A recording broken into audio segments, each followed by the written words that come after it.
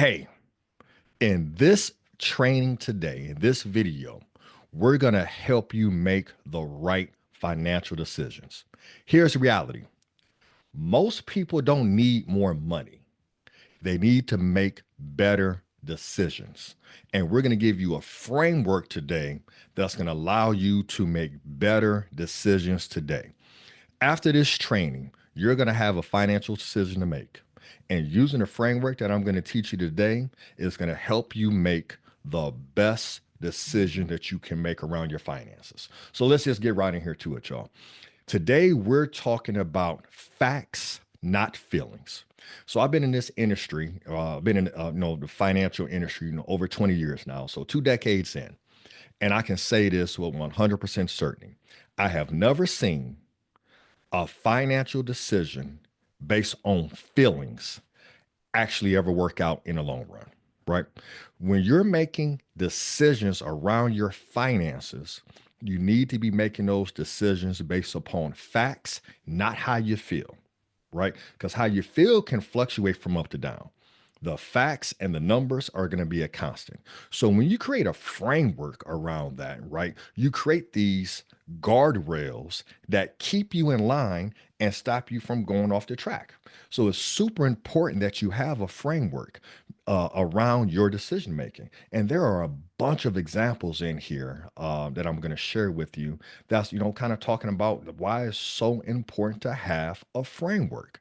So let's start here. I know the wifey just booked a flight for me and the family to go to Puerto Rico for some family vacation time. And let me ask you this question. When you get on that plane, you are trusting that that pilot is going to make the right decisions, right? Well, do you want that pilot to fly the plane based on how they feel today? Like, you know what?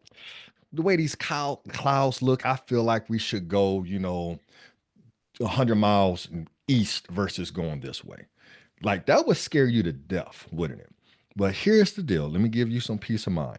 Pilots don't fly based on how they feel. They may have some instincts, but they're flying based upon data. They have a checklist, a huge checklist, because we've actually done kind of like some simulated, flying, piloting things, right? And it's a major checklist that they go through to make sure that everything is everything, that they have the right data to make the best to make the best flying decision, right?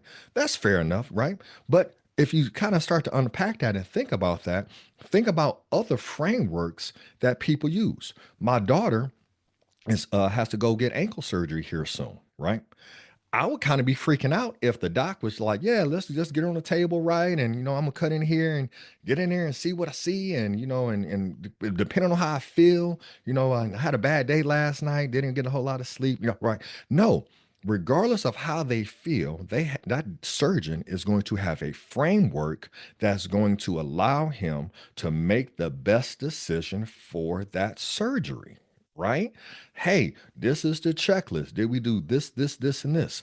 Okay, this is the framework. This is what I'm looking for. So, our goal today is to give you a framework, a very easy 3-step framework that's going to allow you to make better financial decisions, right? And you have bad financial decisions, you have good financial decisions, then you have better, and then you have best, right? Our goal is to help you make better financial decisions because after you have this framework, then you can start to unpack how you feel about it. But don't start off with how you feel. Start off with a very systematic way. So I'm going to give you these 3 questions that you should ask every time you are making a financial decision: buying a car, investing, purchasing real estate, investing in a stock. I mean, I'm going to give you this framework applies to any financial decision. But more importantly, I'm going to show you why having this framework and making this decision is so important. And you can actually use it, not this particular framework, but when you start to understand why frameworks are so important, you start to understand why, they're put in place. So y'all will hear me, and I'm going to say this because I know One of my good friends is live inside the Facebook group watching right now. I'm going to use an example of Dave Ramsey. Now, here's the deal. I am not a Dave Ramsey fan, but man, I respect him. I respect what he does, right? We may not agree on, everything, but one thing I can really admire and give him his roses on is this. Even if you're not a Dave Ramsey fan, let's say if you're Dave-ish, almost everybody knows his 7 baby steps. His 7 baby steps is a framework. It is anybody can come in and look and read his 7 baby steps and know, like, oh, this is step 1, 2, 3. People inside his community can be like, hey, I'm on step 4. This is what this step is, right? That is a framework, family, right? So I may not agree with his framework, but I really appreciate and admire that he has a framework, because that having that framework has helped a many a person, a many a people, a many a family actually make better financial decisions than they would have made on their own. Let me say that again. The framework allowed individuals to make better financial decisions than they would have made on their own based upon their feelings. Okay. So my framework is different. Our framework is called our wealthy framework. I teach this inside our financial freedom boot camp over 5 days. And again, it's a framework.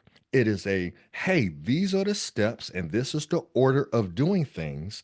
And if you do these things in this order, you're going to have a more favorable outcome, i.e., a better outcome than you trying to do it on your own and figure it out. Fair enough? All right, sweet. So let me tell a story here. I was speaking to a client of ours, and he and his wife were at this crossroads of what to do with their current home as they look to purchase a larger home, right? And the crossroad was, do I keep this property that we currently have and rent it out and use that as leverage, i.e., using the equity in that property in the form of a line of credit to purchase the new home for them, right? And rent the other one out? Or do they sell their current home, right? Their current home, and use that money to then purchase the new home, right? So I said, hey, I understand your concerns about being a landlord. I understand your concerns about, going to the unknown, right? Those are valid feelings. But my job isn't to, tell you how to feel. My job is just to present the facts. So we took them through this framework, right? So here's the framework, and I'm going to help you guys navigate it. So let me share my screen here.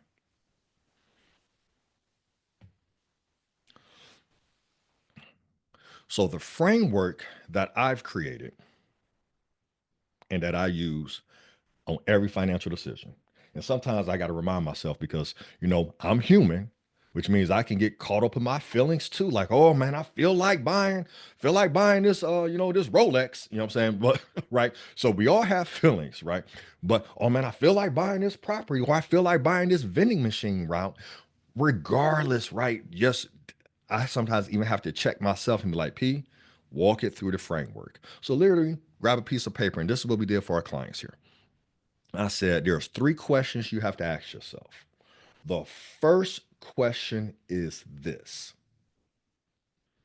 does this increase my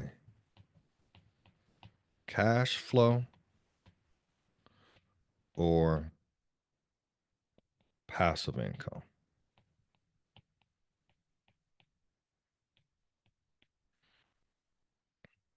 Okay. So this is what we're going to do, y'all. Y'all bear with me here for a second. My handwriting is atrocious, and I get it. This is too important for me to leave you with just horrendous handwriting. Okay, let's do this again. All right, family, here we go. First question: does this And this is the decision you have to make. Increase, arrow up, my cash flow. So money you have after paying expenses and bills, or increase my passive income. Question number one. Does this increase my cash flow or my passive income? Question number two. Does this, the decision that you need to make, because typically you have one or two decisions to make, right? So in this case with the client, the decision was, do we sell the current house or do we keep the current house and rent it out? Okay. So so you actually run both of those through the filter. Okay. So does this decrease my monthly expenses? And your third question, does this decrease my taxes? So let me start here. We just before I jumped on this, I was on a call with some a great husband wife couple who are currently in our ecosystem, right? And they're considering coming into our millionaire mentorship program, and they kind of had a very similar question here, right? And I told them as I was kind of breaking things down for them, and the husband even agreed with me. He's like, Perry, it's funny you said that about taxes, because I believe it's not how much you make, it's how much you keep. Understand this, family. By you getting laser focus on your decision making and understanding how it impacts your taxes, do you know that could actually improve your cash flow and the money that you have in the bank and available to invest, in some cases by 10, 20, 30, 40, 50%? Well, Perry, what do you mean? Right? So understand something. Every decision, financial decision you're going to make is either going to increase your cash flow, reduce your monthly expenses, reduce your taxes, or it's going to be the opposite. It's going to increase your taxes, increase your monthly expenses, or reduce your cash flow, right? So understand, if you get really intentional about that. So let's say you make $10,000 a month, right? And but shoot, 30% of that is going towards taxes. So 3,000, shoot, maybe even 40%. 40% is going towards taxes. So you make 10,000, but 4,000 is going towards taxes. That means that you're left with, in that case, right, 10,000 in income minus 40%, you're left with $6,000 net. Well, what if you could get that 40% down to zero? Then that leaves you with $10,000 to invest. What if you, ladies and gentlemen, watching this, right? What if you could add 20, 30, 40% to your net income? How much pressure would they take off of you? Like, that's major. So I love talking about taxes. So I could literally go and do a whole piece on it, but we're going to stay here. I want to make sure you get this framework. So again, here are your three questions. Does this increase my cash flow or my passive income? Does this reduce my monthly expenses? Does this reduce my taxes? These are the favorable outcomes we're looking for. Okay. So when we were walking our client through this scenario, right, and they were like, man, we have this house that we currently have. Let me use the example here. We have a house that they currently have, and they want to buy a bigger house. So we kind of just ran this through. So again, you want to run each of your options through this framework. So the piece that we want to look at, I'm gonna make this a different color so we can see it, is, we got option one, keep house and rent it, or option two, sell house. So when we kind of just ran it through our questioning, hey, if you keep the house, does that increase your cash flow or your passive income? Well, right now they have no passive income. So if they keep the house, okay, and they rent it out, did that increase their passive income? The answer is yes. So for, this option here, we're just going to draw some boxes. See if we can make this make sense for you guys. Draw some boxes here. So question 1, question 2, question 3. Question 1, question 2, question 3. Okay. So the question was, hey, will this increase our passive income? The answer is yes. Next question, does this decrease my monthly expenses? Well, if you keep the house and then you rent the house and you use, let's say an equity line of credit from this house to purchase the bigger house, someone would argue like, man, your expenses are going up. You're taking on a bunch of debt. But if the tenant is, and we kind of ask this question, they're like, hey, so how much of the, how much could you rent a house for? They think they could rent a house out for close to $3,000 a month. I said, well, what is your payment? Your payment's like $1,500 a month. And then with the line of credit, maybe two. So you're making $1,000 a month. So when we start to crunch the numbers, they found out that actually by keeping the house, it reduced their expenses because now by having additional cash flow and having somebody else pay the mortgage and using a home equity line of credit, they're going to have a less of a payment on the new house they're buying. Oh, interesting. Okay. And then we got to here, does this decrease my taxes? Well, if structured the right way and understanding that, the tax benefits of real estate, which I won't go into on this call, but you have the things like real estate professional status where you could actually have that if you turn this into a short-term rental. That's a that's an IRS loophole, right? Where you can have this real estate professional status, be able to use a short-term rental, get these tax deductions, right? And then be able to apply those tax deductions and those losses against your active income. So by now having some real estate, which is a huge tax deduction, now they reduce their taxes. Interesting. Okay, now let's look at the other option, sell the house. So to sell the house, by selling the house, did this increase their passive income or monthly cash flow? No. Actually, by selling a house, right? They got cash in hand, but again, we're talking about monthly cash flow or monthly passive income. So yes, it gave them a big chunk of cash in hand, and they went and put that down on the house, right? But it did not get them closer to their financial goal. It did not get them closer to financial freedom because financial freedom is the point in time that your passive income is more than your monthly expenses. Okay, got y'all follow me here? So stay with me. Then we ask them, I say, well, does this decrease our monthly expenses? We kind of left this one as, we don't know. We kind of got to get into the weeds a little bit because, they're selling one house. They're losing that asset, which let me pause right there, is the first no. Never sell appreciating assets that can cash flow. That is a wealth principle.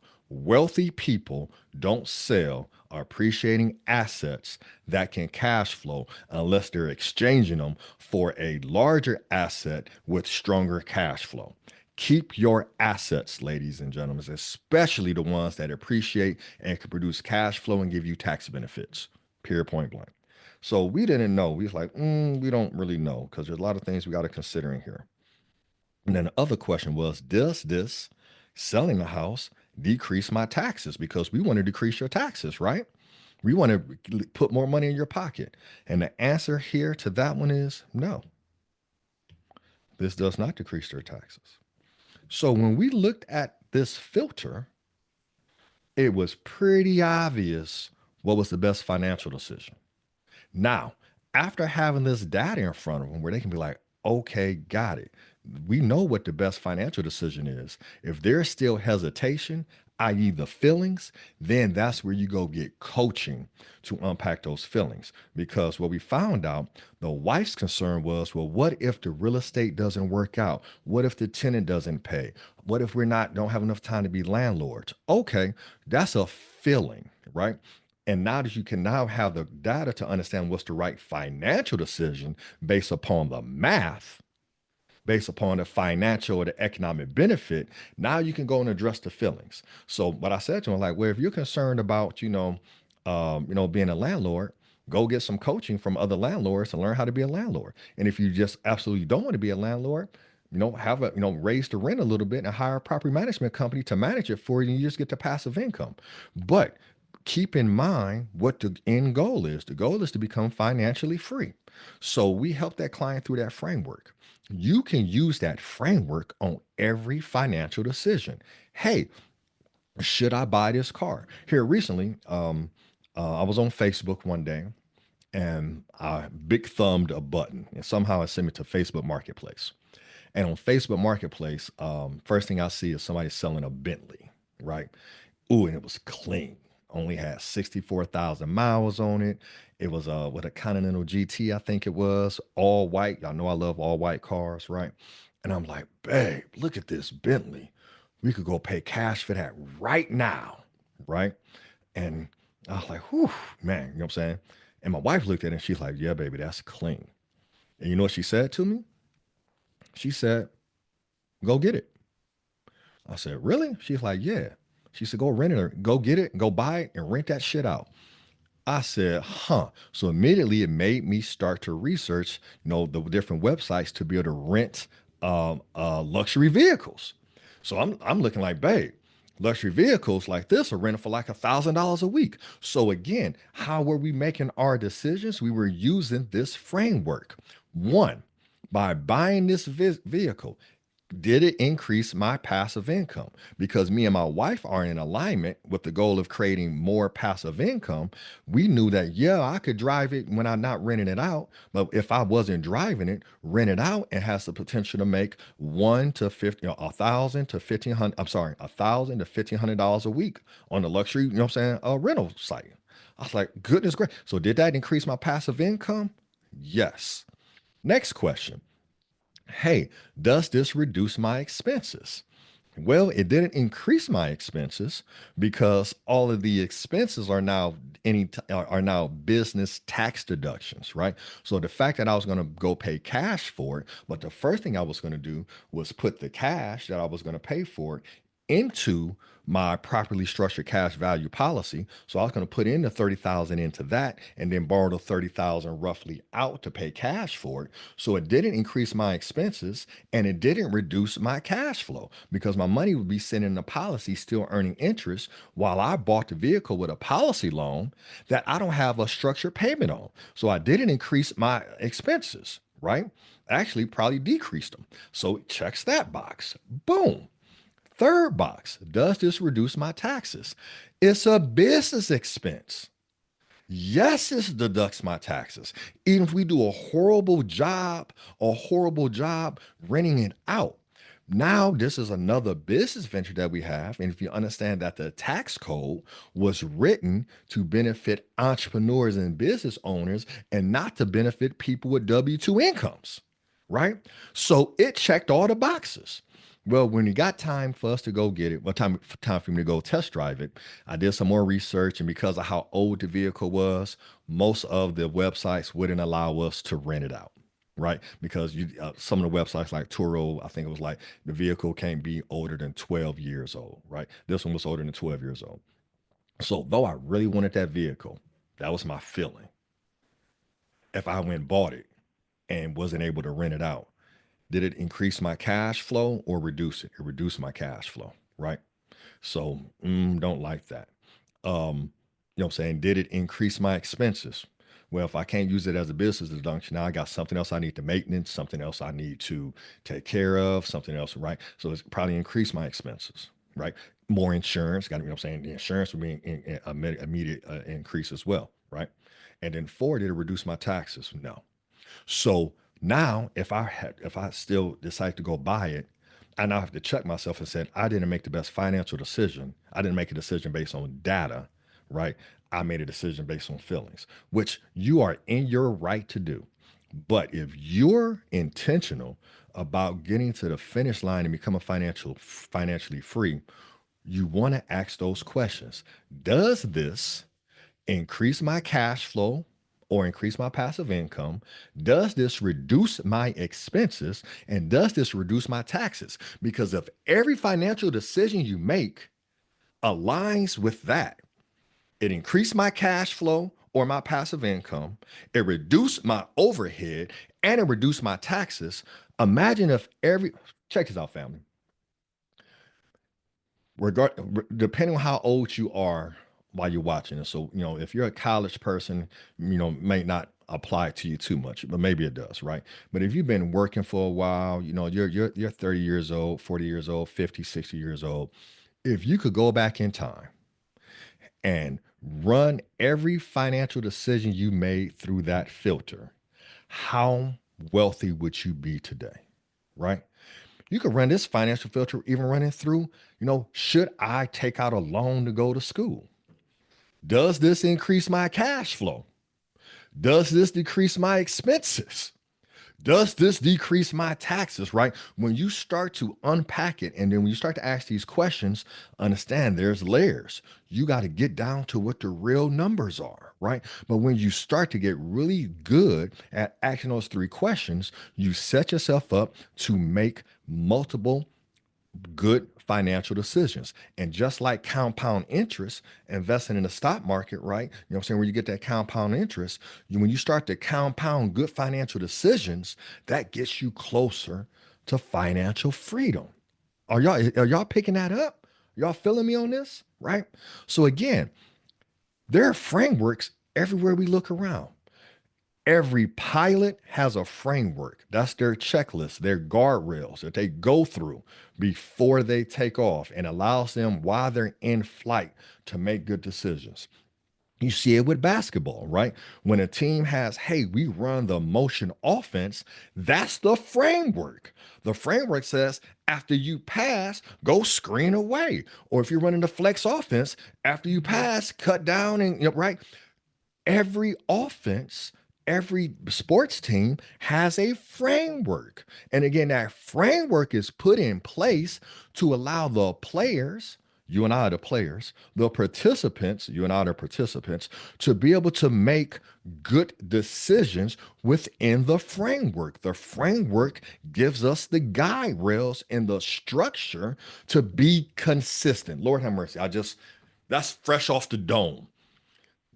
I got have my notes right here, but that wasn't even from the notes. That's just fresh off. I'm gonna have to go look at the replay and see what I said. What did I say? I said the framework gives you the guide rails to be consistent, right? To have consistent results, right? Better results than if there was no framework and you're just out there just trying to figure it out, right?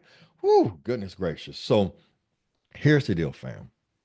When you operate with a framework, you eliminate guesswork. Let me say that again. I want to make sure that didn't go over nobody's head. When you operate with a framework, you eliminate guesswork. When you make decisions based on principles, not pressure, you can win. This is a principle, right? When you're making important decisions, should I buy a house? Should I sell a house? Should I start a business? You may be faced with something right now like, man, I want to start a business. Okay. Is this going to increase your cash flow or your passive income? Is this going to increase your expenses? Is this going to reduce my taxes? And here's the deal, y'all. It doesn't have to check all the boxes. But when you look at, hey, option one and option two, and you put those up against the filter, the framework, whichever one checks the most boxes is the one you go with. Now you have taken the guesswork out of it. Your life is too important to walk around guessing on shit. You need a framework that's going to get you the better solution. And again, may not be the best, but I have yet to see any financial decision that didn't work going through this framework. So again, investing. Hey, if you're looking at investing in a stock, oh man, I'm gonna invest in a stock. So like when everybody was investing in the GameStop, right, and the AMC, and I'm making the bag and all of that, right? Question you ask yourself: okay, does this increase my passive income or cash flow? Does this reduce my expenses? Does this reduce my taxes? Right? And it's like when people's like, well, yeah, my cash flow is giving you monthly cash flow. I don't know if it's paying a dividend or not, right? So that's how you start to ask those questions. Hey, is this going to reduce my expenses? May not have too much impact on my expenses. What did it do for my taxes? Well, if you understand capital gains, and if you bought the stock at, $1 and sold it for 100, you made $99. You owe taxes on that, especially if you did it within, a short period of time. Now you own ordinary income, short-term capital gains, right?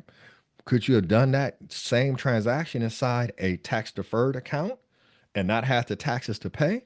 So that's now, y'all, when you start to understand, hey, ask those questions, and then you might have to ask some further questions. That's what we teach inside and coach inside our millionaire mastermind is okay, let's look at what the end goal is. How close are you there? And now let's look at the financial crossroads that you have, because you have multiple financial crossroads.